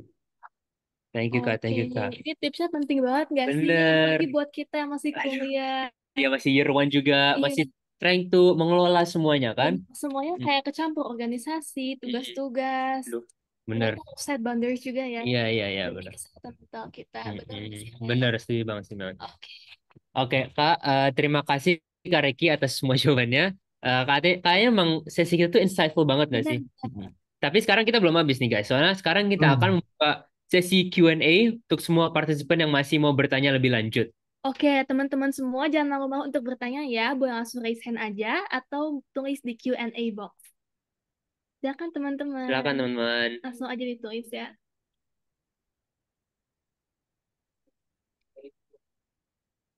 Mm-mm. Oke, kita masih menunggu Iya, pertanyaan-pertanyaan. boleh aja ya, langsung type di Q&A atau raise hand. Ya. Sorry Farah Nicolin, berarti teman-teman di sini year one ya? Oh enggak, kita Semua. year one, tapi banyak yang Oke. campur Kak. Ada Oh, year campur. three, Ya, ya, ya. Ada year Oh, yang ya, ya, two, ya, ya. year one. Ada yang masters juga kalau nggak salah Kak. Oh, Iya, nice. Ya, iya, ya, iya. ya. I see, I see. Nice, nice. Very nice. Oh, year one berarti baru semester satu 2 gitu lah ya. Iya, iya. Year one tuh semester 1 2. Very nice. Bentar.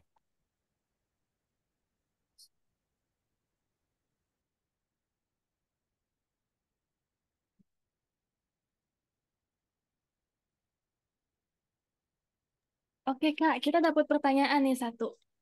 Nah, setelah interview kan kita pasti kayak nunggu banget nih hasilnya nih. Pasti kita ngerasa Ya. dengan Iya, iya. anxiety. Keterima nggak sih, kriteria nggak sih? Hmm. Apa sih yang harus kita lakukan untuk biar tenang, supaya nggak terlalu anxiety gitu terhadap hasilnya?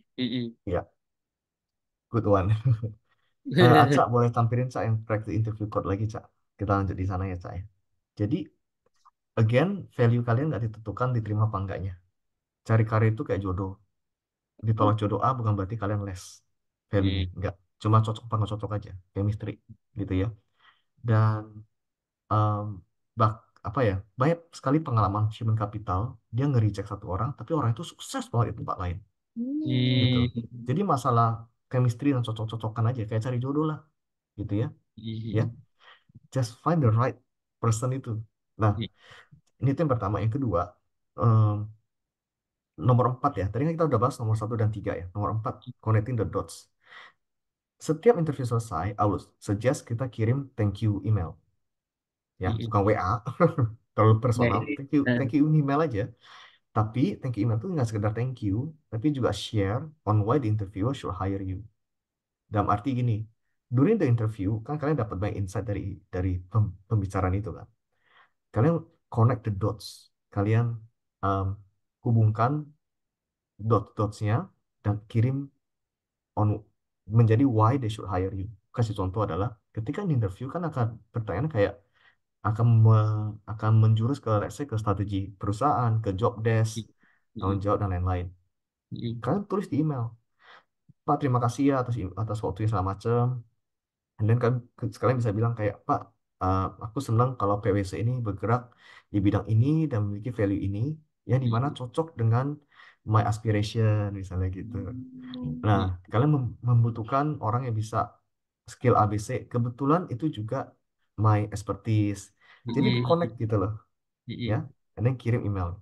Jadi nggak cuma kayak thank you for your time, hope to hear from you soon. Nggak, jangan gitu. Tapi adding value to the email. Dan yang kelima nih, nomor 5 ini, closing the loop. Again, back to the value tinggi. You can send a withdrawn email kalau kalian di ghosting 1 bulan lebih.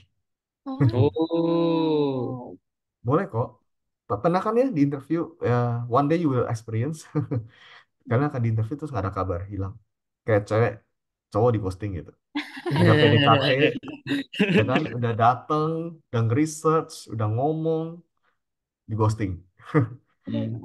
Dapatkan closure yang kalian deserve dengan cara sending withdrawal email, bilang kayak I haven't heard from you for 1 month already.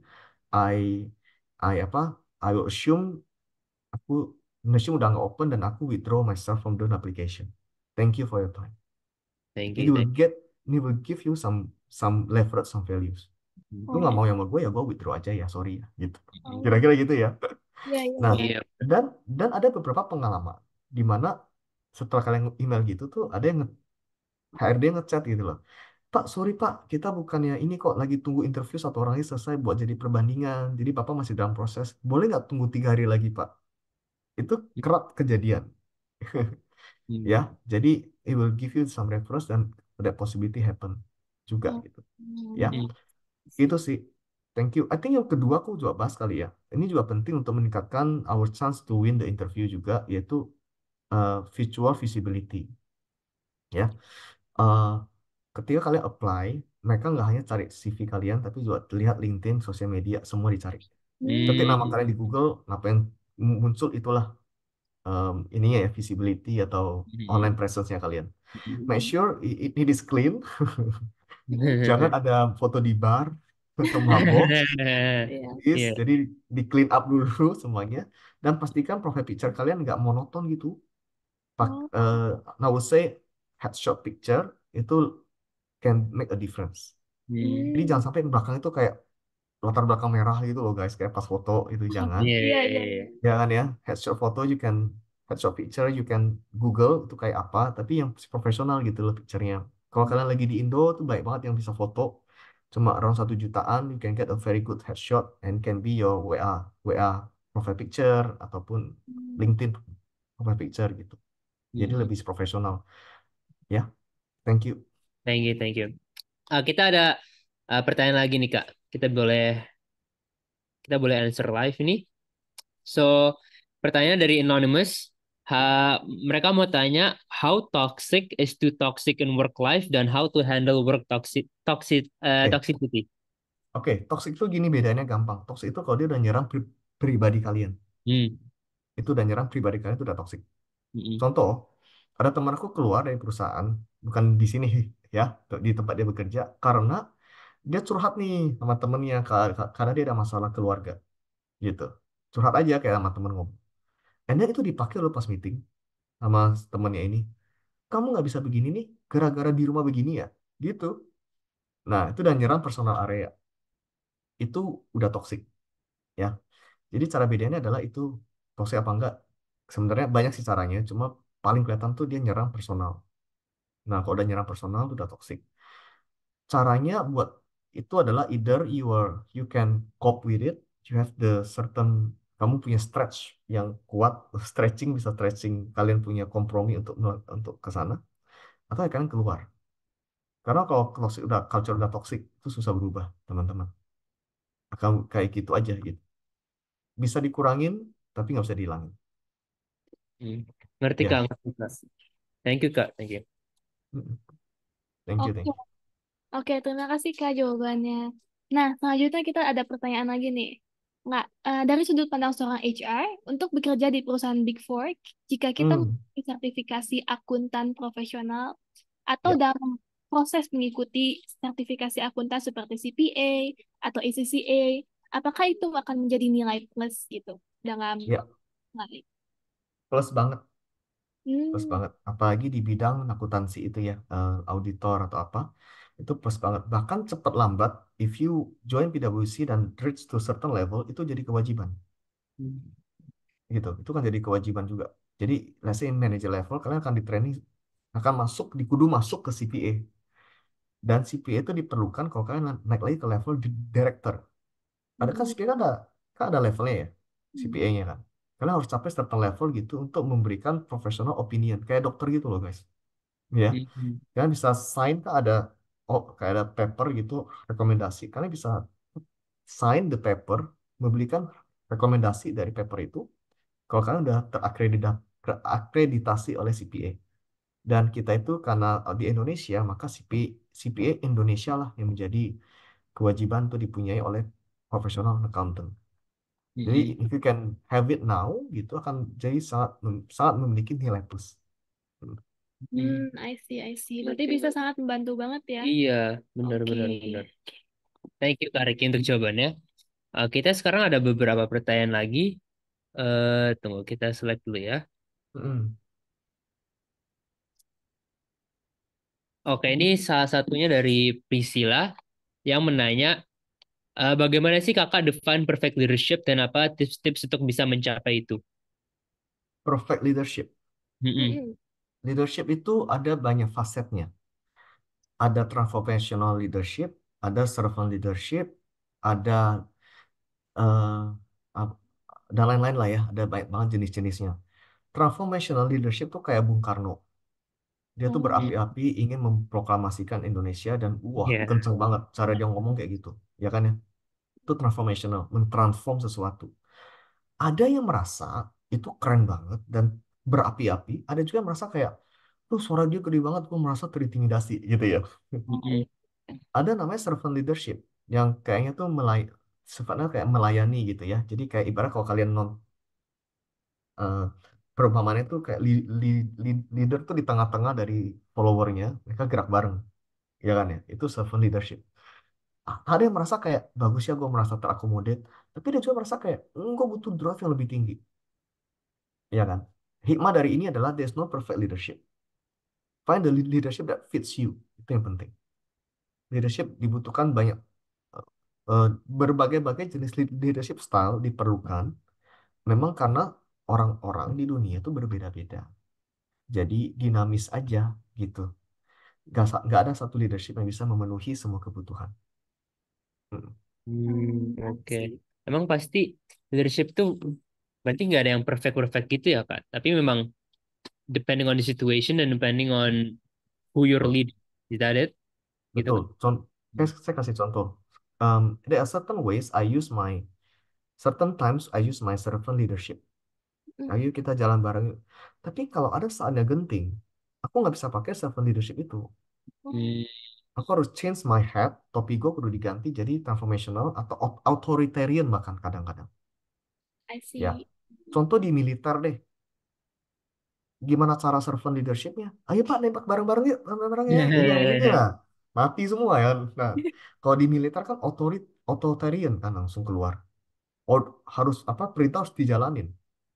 Iya kan? Itu otoriter karena dijalankan gitu. On certain cases yang memang genting. Kalau perusahaan lagi genting, ada urgency yang gawat gitu ya, nggak bisa servant lagi gitu. Tapi kalau keadaan lagi baik dan bisa dilakukan servant ya servant aja silakan. Jadi dinamis gitu leadershipnya. Hmm. I see, I I see, I see. see, I see. Ini kita ada pertanyaan lagi Kak dari Teresia. Ya.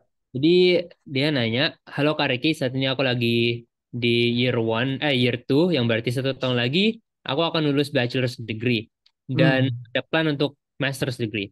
Menurut Kakak, apakah sebaiknya langsung lanjut ke master's atau kerja dulu? Semua orang memiliki kebutuhan beda-beda dan gak ada yang salah dari kedua hal itu sih. Aku sendiri, personally aku langsung. Karena waktu itu ada fast track di mana 2 tahun dapat 2 gelar. Jadi aku hantam Hmm. habis. eh, Dalam 4,5 tahun gue langsung balik Indo. Jadi nomorku belum belum 23 gue udah kerja dengan S2. Kalau kalian bisa nemukan kegiatan path kayak gitu boleh. Jadi nggak buang waktu banyak gitu kan ya. Jadi langsung kebut di Malaysia, selesai pulang. Umur 22, 23 kerja. Nggak telat kok. 24 juga nggak telat sebenarnya. Hmm. But there are certain needs kalian harus kerja lagi, kerja dulu baru kuliah S2, nggak apa-apa juga. Cuma ada plus dan minus ya. Kalau plusnya adalah kalau kalau kalian kuliah langsung, kalian langsung selesai pulang udah fokus karir. Kalau tapi minusnya adalah ketika di kelas S2 akan banyak beberapa orang yang sudah bekerja dan Hmm. mereka punya perspektif yang lebih luas dan ketika kerjaan paper mungkin kualitasnya akan berbeda karena mereka Hmm. punya pengalamannya, gitu Hmm. kan. Jadi mereka ngomong apa, kok kita nggak ngerti ya, karena mereka udah kerja gitu. Nah, Ya. Oh, jadi mungkin struggle di sana, tapi you you can you can go through it lah if you want.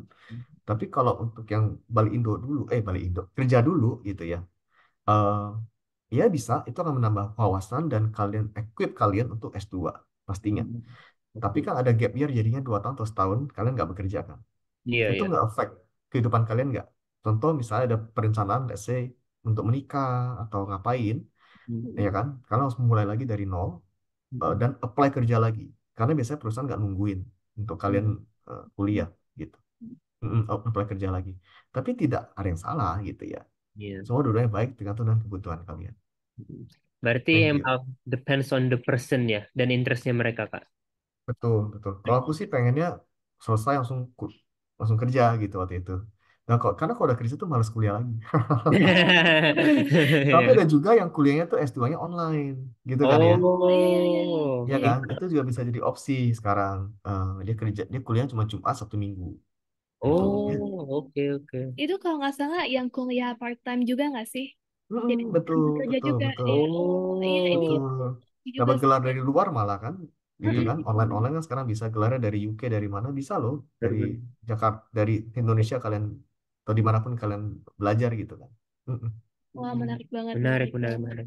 menarik. Kita ada lagi nih, Kak. pertanyaan dari Anonymous juga. Katanya, aku mau dengar pendapat kakak tentang keuntungan kita sebagai lulusan luar negeri dalam melamar pekerjaan di perusahaan Indonesia dan Ya, gambaran tentang work culture Indonesia secara general. Thank you, Kak Ricky. wah, Katanya. thank you. I think itu memberikan distintif sendiri ya. Hmm. Kalian memiliki pengalaman luar, perspektifnya adalah kalian sendiri di luar negeri. Ya kan, Iya. memiliki, jadi kan punya self governance, awareness yang lebih, kemandirian yang lebih. Hmm. Hmm. Harapan ya proaktifness pun naik dan bisa berkontribut ke dunia kerja yang lebih baik. Plus gelar kalian, sorry, lulusan luar itu biasa memiliki akademis yang cukup baik lah ya. Iya. Ya kecuali yang sekarang tuh pas-pas terus ya beda. Tapi yang certain akademik itu bisa dipertimbangkan. Apalagi untuk beberapa divisi di dalam PwC. PwC kan nggak cuma audit teman-teman. Hmm. PwC itu banyak. Coba Cak, kamu tampilin deh Cak, 5 line of services kita. Nah, jadi PPC itu banyak teman-teman. Ada beberapa divisi yang cuma mau hire, bukan cuma lah ya, yang mengutamakan lulusan luar. Oh, oke. Ya, contoh kayak consulting misalnya, consulting management. Hmm. Jadi kita itu tuh service-nya end to end gitu guys. Nggak cuma audit aja, kita juga ada consulting management. Itu yang paling, yang warna kuning ya, kedua dari kanan. Ada um, transformation projects gitu ya, ada cyber and forensic segala macam. Ada beberapa user kita tuh mengutamakan lulusan luar. Karena klien mereka tuh klien Southeast Asia Hmm. yang membutuhkan orang yang pernah bekerja dengan diverse environment gitu. Aku Hmm. tanya deh, Monash kelas kalian pasti ada beberapa nationalities bener gak di dalam kelas? Iya, Bener banget ya, pasti Ya pasti. bener. kan? Hmm. Ada Indo, ada India pasti ada. ada Iya, Kak. ada ada Chinese ya kan, Hmm. ada paling ada bule beberapa dikit Nggak banget ada. gitu. Hmm. Oh, nggak ada makan ya, iya iya, ada Thai Vietnam pasti ada, kayak Pasti, pasti. nguyen-nguyen pasti ada, bener gak? Nah, jadi that kind of exposure mau jadi kayak menjadi nilai plus buat mereka. Oh, they can work with Vietnamese, they can work with these people dan lain sebagainya. Plus juga yang deals tuh yang tengah, deals itu juga service yang salah satu yang kadang-kadang, bukan kadang-kadang ya, kebanyakan mencari lulusan luar juga Hmm. gitu. So it opens you, sorry, it give you more options lah, I would say. Give you more options. Hmm. Mm-mm. I Thank see, you, I Kak Ricky. see. Thank you, Kak Thank Ricky. you. Emang di Monash tuh, bukan di Monash doang sih, di luar negeri tuh memang ada banyak diversity yang kita Lebih bisa belajar. terekspos juga Iya, ya. pasti. Pasti. Mm. Thank you, Kak. Ya, Ini betul betul. kita ada pertanyaan lagi. Oke, aku bacain ya, Kak. Kak mau tanya dong, requirement untuk bekerja ada beberapa company yang tulis berpengalaman yang mewajibkan berpengalaman Hmm. selama beberapa tahun. Nah, tapi kan kalau kita misalnya baru graduate nih, otomatis pengalaman kita nggak sebanyak itu dong. Nah, Ya, jadi jika perusahaan seperti itu, bukankah kita nggak punya tidak memiliki banyak opportunity untuk memiliki pengalaman sebagai requirement? ya. Kalau di PwC sendiri sih tidak ada ada requirement itu. If you open for fresh graduate ya, fresh graduate silakan apply. Zero experience needed. Ya, Hmm. tapi memang ada beberapa kayak organization development is a plus gitu-gitu lah ya gitu. Hmm. Tapi zero experience needed. Kalau kalian ketemu company yang seperti uh, itu menurut aku ya, setelah pengalaman ini sih, menurut aku itu cuma template aja sih guys. Hmm. Template dalam arti gini loh, mereka mencari orang yang minimal setahun 2 tahun kerja, tapi Hmm. fresh graduate apply pun mereka open. Oh, I Karena see. gini, entry level it opens up to 2 tahun pengalaman. Tapi bukan berarti yang nol nol nggak bisa apply. Contoh Hmm. gini deh, kalau ada yang pengalaman setahun 2 tahun dari University A, tapi kalian Monash apply fresh graduate, I would say mereka pilih Monash lebih dulu gitu, gitu Oh. ya. Karena kalian punya value lebih in this case. Jadi nggak apa-apa apply apply aja, apply Hmm. aja. Mm-mm. Kalian punya distinktifnya di sana sih. Hmm. Mm. Oke, I Oke. see, I see, I Thank you, see. Kak. Thank you, Kak. Ini kita ada satu question lagi yang menjadi last question. Ini dari Anonymous juga. Jadi dia nanya, apakah CPA Indonesia berbeda dengan CPA Australia? Bagaimana Hmm. jika kita sedang dalam proses mengejar CPA Australia sambil bekerja di PwC? Ya, sebenarnya nggak berbeda gimana, cuma ada beberapa hal yang berbeda dalam arti let's say di peraturan-peraturan hukum perpajakan Oh maupun ya. akuntansi di dua negara itu yang berbeda. Itu Mm-mm. doang sih. If you get CPA Australia, yes, there will be skill kalian kan bagus. Tapi if you want to sign opinion nanti di Indonesia, kamu harus punya CPA-nya Indonesia, baru diakuin Iya, iya. Oh, gitu. iya. Kayak dokter aja lah, kalian Iya. harus di Indonesia dokternya gitu kan, baru bisa, Mm, you know, praktek. Kayak si adik aku tuh psikolog, dia kuliah di Australia satu, tapi untuk praktek jadi psikolog dia kudu S2 di Indo, Iya, Oh, iya, iya. baru iya. diakui oleh kementerian bahwa dia profesinya tuh psikolog gitu. Kalau Mm-mm. profesi kalian nanti akuntan, profesional akuntan, CPA Indonesia kudu mesti. Mm-mm. Tapi kalau sekarang-sekarang sih nggak perlu karena kan masih levelnya nanti entry level, associate. Tapi when you reach the director level, Mm-mm. one way or another bakal kena yang CPA. Indonesia juga perlu sih. Mm-mm. Iya. Oke, Oke. thank you Kak Riki, thank you so much. Berhubung Sama-sama. waktu kita sudah selesai, kami ingin berterima kasih kepada Kak Riki ya yang sudah menyempatkan diri untuk hadir di acara profesional kali ini. Sekali lagi terima kasih banyak Kak Ricky udah datang dan juga semoga sesi ini bisa bermanfaat bagi kita semua.